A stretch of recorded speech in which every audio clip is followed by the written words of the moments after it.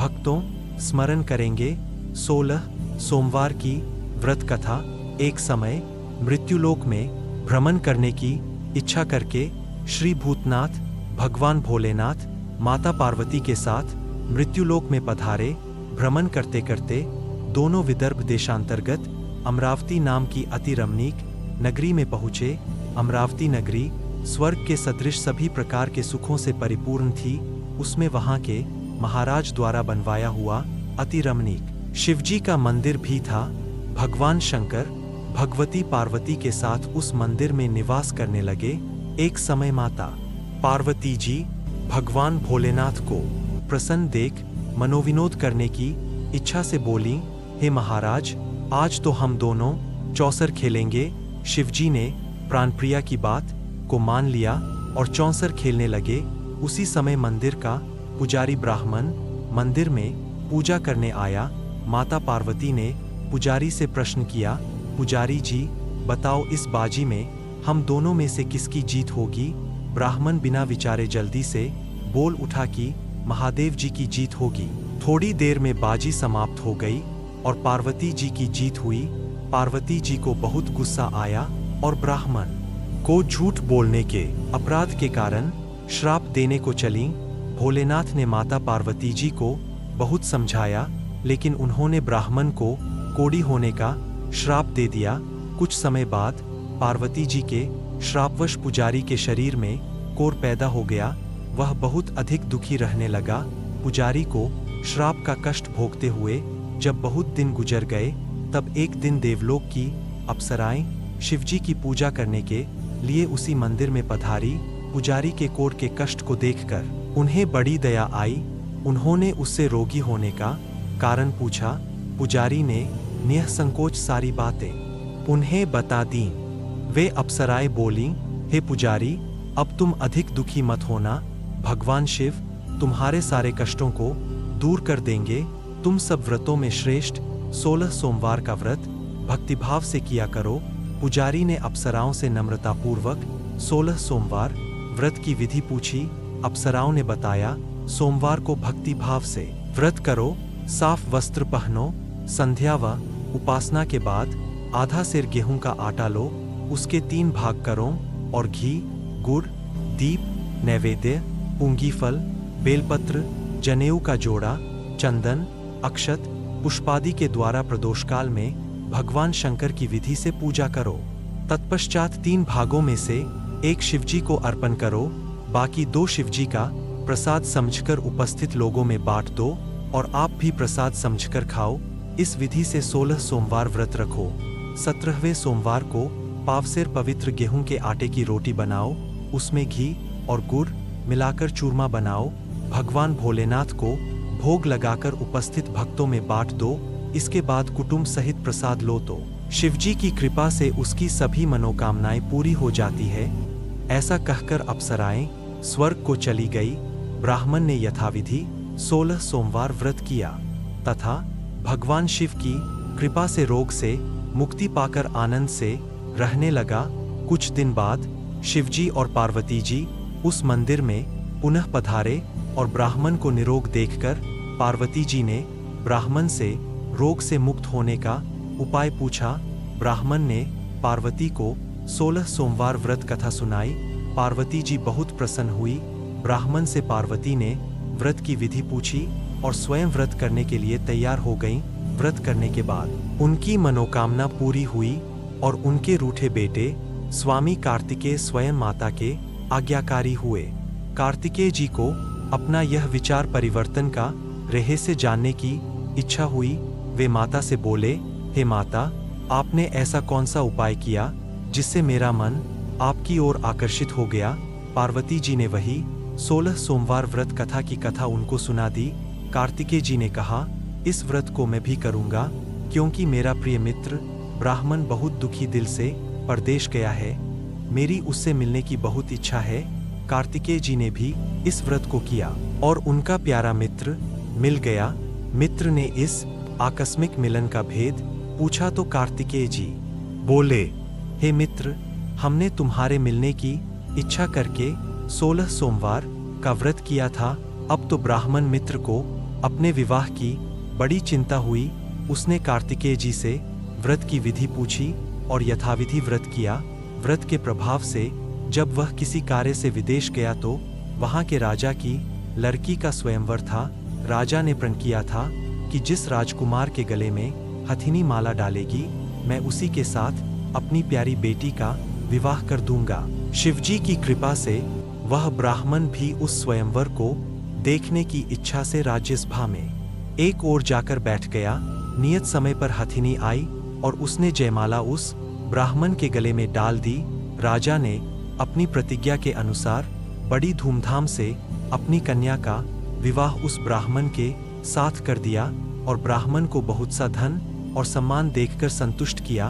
ब्राह्मण सुंदर राजकन्या पाकर सुख से जीवन व्यतीत करने लगा। एक दिन राजकन्या ने अपने पति से प्रश्न किया, हे प्राणनाथ, आपने ऐसा कौन सा भारी पुण्य किया था जिसके प्रभाव से हथिनी ने सब राजकुमारों को छोड़कर आपको वरण किया? ब्राह्मण बोला, हे प्राणप्रिय, मैंने अपने मित्र कार्तिकेय जी के कथनानुसार 16 सोमवार का व्रत किया था, जिसके प्रभाव से मुझे तुम जैसी रूपवान पत्नी की प्राप्ति हुई है। इस व्रत की महिमा सुनकर राजकन्या को बड़ी हैरत हुई। वह भी पुत्र की कामना करके इस व्रत को करने लगी। शिवजी की दया से उसके गर्भ से एक अति सुंदर, सुशील, धर्मात्मा और विद्वान पुत्र उत्पन्न हुआ। माता और पिता उस देवपुत्र को पाकर अधिक प्रसन्न हुए और उसका लालन पालन अच्छी प्रकार से करने लगे।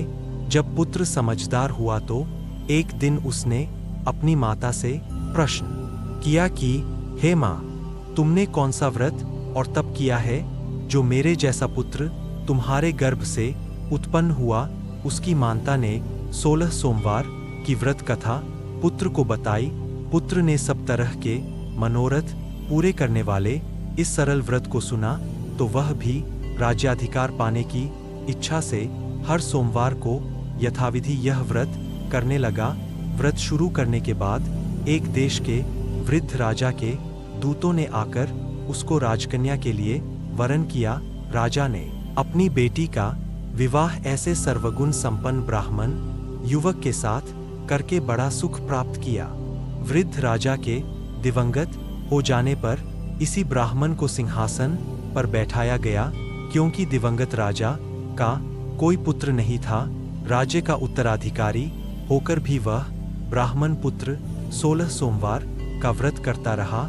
जब 17 सोमवार आया तो विप्रपुत्र ने अपनी प्रियतमा से पूजन सामग्री लेकर शिव पूजा के लिए शिवालय में चलने को कहा, परंतु उसकी पत्नी ने उसकी आज्ञा की परवाह न की।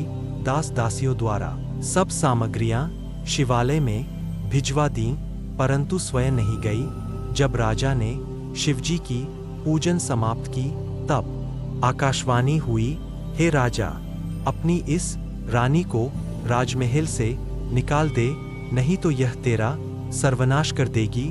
यह आकाशवाणी सुनने के बाद राजा के आश्चर्य का ठिकाना न रहा।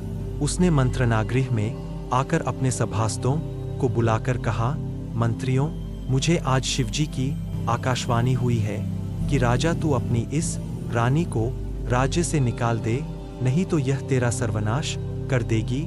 राज्य के मंत्री और सभासद आदि सब विस्मय और दुख में डूब गए, क्योंकि जिस कन्या के कारण उसे राज्य मिला था, राजा उसी को निकालने की बात कह रहा था। यह कैसे हो सकता था? पर राजा ने मंत्रियों की परवाह नहीं की। उसने अपनी पत्नी को राजमहल से निकाल दिया।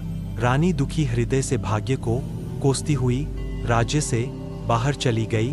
बिना पदत्राण, कटे हुए वस्त्र पहने, भूख से दुखी हृदय से भाग्य को कोसती हुई चली जा रही थी कि उसकी अचानक एक बुढ़िया से भेंट हुई जो सूत काट कर बेचने जाती थी। रानी की करुण दशा देखकर वह बोली, चल बिकवा दे, मैं बूढ़ी हूँ, भाव करना नहीं जानती हूँ। यह बात सुनकर रानी ने बुढ़िया के सिर से सूत की गठरी उतारकर अपने सिर पर रख ली। थोड़ी देर के बाद आंधी आ गई और बुढ़िया का सूत पोटली सहित उड़ गया। बेचारी बुढ़िया पछताती रह गई। उसने रानी को अपने से दूर रहने को कहा। इसके बाद रानी एक तेली के घर गई तो शिवजी के प्रकोप के कारण तेली के सभी मटके उसी क्षण चटक गए। तेली ने भी रानी को अपने घर से निकाल दिया। बहुत से दुख उठाती रानी एक नदी के किनारे गई तो नदी का सारा जल सूख गया। उसके पश्चात रानी एक जंगल में गई। वहां सरोवर में पानी पीने गई तो उसके हाथ का स्पर्श होते ही सरोवर का नील कमल के समान जल असंख्य कीड़ों में होकर गंदा हो गया। रानी ने भाग्य पर दोषारोपण करते हुए उस जल को पीकर पेड़ की शीतल छाया में विश्राम करना चाहा, परंतु वह जिस पेड़ के नीचे विश्राम करती उस पेड़ के पत्ते तुरंत टूटकर गिर जाते थे। वन सरोवर जल की ऐसी दशा देख गऊ चराते ग्वालों ने अपने गुसाई जी से, जो उस जंगल में स्थित मंदिर में पुजारी थे, यह बात बताई। गुसाई जी के आदेशानुसार ग्वाले रानी को पकड़कर गुसाई जी के पास लाए। रानी की मुखकांति और शरीर शोभा देख गुसाई जी जान गए कि यह अवश्य ही कोई विधि की गति की मारी कुलीन स्त्री है।